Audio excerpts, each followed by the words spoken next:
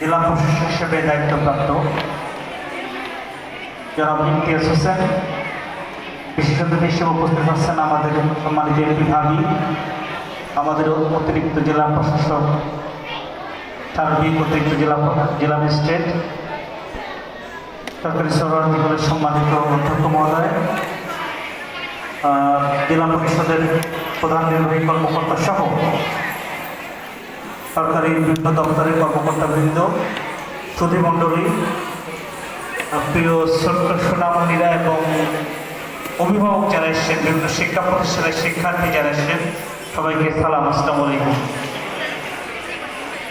আমি যেটি এমপি স্যারের সাথে আলোচনা করতেন, আলোচনা সভা এবং সাংস্কৃতিক অনুষ্ঠান একসাথে দেওয়া ঠিক না, কারণ যারা বসে আছেন ওরা আলোচনা শুনতে প্রস্তুত না, ওরা সাংস্কৃতিক অনুষ্ঠান শুনতেই এনজয় করতেই বেশি স্বাচ্ছন্দ্য বোধ করবেন।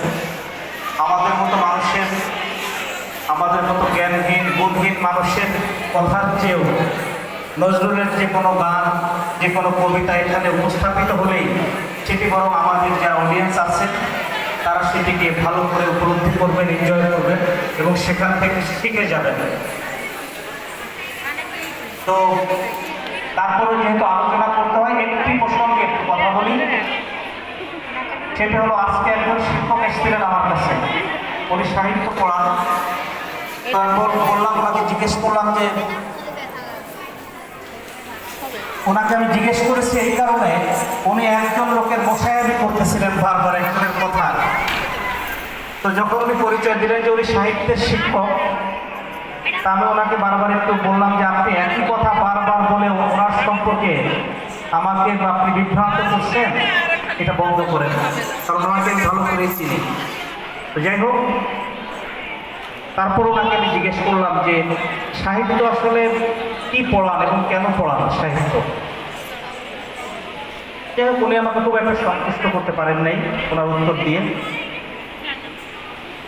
তো সাহিত্য আসলে কি দেয়, নজরুল কেন প্রাসঙ্গিক, কেন প্রয়োজনীয়, এই কবি সাহিত্যিকদের কেন জানা দরকার, তাদের কবিতা, তাদের উপন্যাস, তাদের নাটক কেন আমাদের পড়া দরকার, এটিও জানা দরকার। আসলে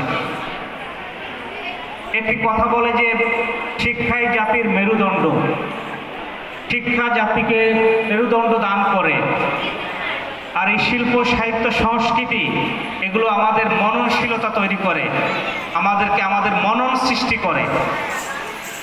শিক্ষার সাথে সংস্কৃতির যে যদি আমি শক্তিগত গুণগত পার্থক্য নির্ধারণ করি, দেখবেন এই মেরুদণ্ড কিন্তু ভঙ্গুর। আমাদের যে মেরুদণ্ডটি রয়েছে, শিক্ষাকে বলা হয়েছে জাতির মেরুদণ্ড। মেরুদণ্ড কিন্তু ভেঙে পড়তে পারে, ভেঙে যেতে পারে, আমরা ভেঙে ফেলতে পারি আমাদের সিদ্ধান্তহীনতার কারণে, আমাদের ভুল সিদ্ধান্তের কারণে। আমরা যদি সেভাবে শিক্ষিত না করে তুলতে পারি, প্রকৃত শিক্ষায় শিক্ষিত না করতে পারি, সেই মেরুদণ্ড কিন্তু ভেঙে পড়তে পারে। কিন্তু যে জাতি শিল্প, সাহিত্য, সংস্কৃতির শিক্ষায় তারা মননশীল হয়ে উঠেছে, সেই মননশীলতা কিন্তু ভাঙা যায় না, দুমড়ে মুচড়ে দেওয়া যায় না, শেষ করে দেওয়া যায় না।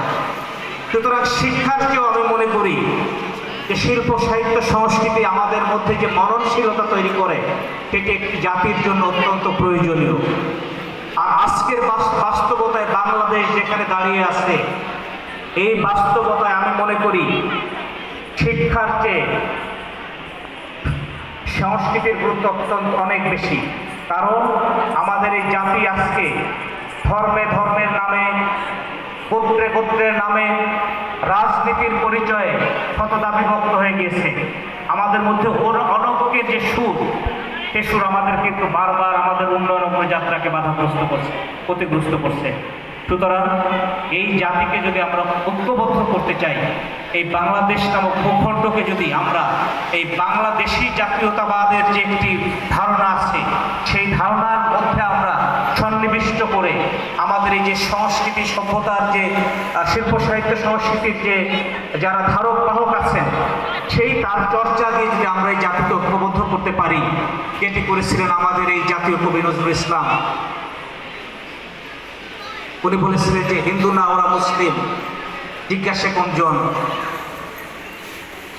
সেই কথার সাহস যিনি পেয়েছিলেন, উনি সেখানে কিন্তু মানুষের মধ্যে বিভেদ করেন নাই। তো সেই জায়গাতে আমাদের আসতে হবে। সেই জায়গায় যদি আমরা আসতে পারি, তাইলে কিন্তু আমরা এই জাতি হিসেবে ঐক্যবদ্ধ হব। আমাদের উন্নয়ন অগ্রযাত্রা সেটি অব্যাহত থাকবে এবং আমাদের এই বিশ্বের মানচিত্রে যে বাংলাদেশ নামক যে রাষ্ট্রের অবস্থান, সেটি শক্তিশালী অবস্থান ঘোষণা করতে পারবে। তো আমি আশা করি নজরুলের এই জন্ম বার্ষিকী উপলক্ষে এবং নজরুল বর্ষ উপলক্ষে সরকার কর্তৃক যে পদক্ষেপগুলো অত্যন্ত সময় উপযোগী। আমাদের প্রধানমন্ত্রী যে এই নজরুল বর্ষ ঘোষণা করেছেন, অত্যন্ত সময় উপযোগী একটি সিদ্ধান্ত। এই সিদ্ধান্তের বাস্তবায়ন হোক। আমরা স্ব অবস্থান থেকে নজরুল চর্চার মধ্যে দিয়ে অসাম্প্রদায়িক চেতনার বাংলাদেশ আমরা গড়ে তুলব। আমাদের মধ্যে শত হানাহানি বিভেদ থাকলে সেটিকে আমরা ভুলে গিয়ে আমরা এক কাতারে সামিল হয়ে আমরা মানুষ হিসেবে মানুষকে মর্যাদার আসনে বসিয়ে আমরা দেশটিকে এগিয়ে নিয়ে যেতে চাই। স্ব অবস্থান থেকে আমরা ভূমিকা পালন করব, সেই প্রতিশ্রুতি ব্যক্ত করে আমি আমার বক্তব্য শেষ করছি। ধন্যবাদ সবাইকে। আসসালামু আলাইকুম। বাংলাদেশ জিন্দাবাদ।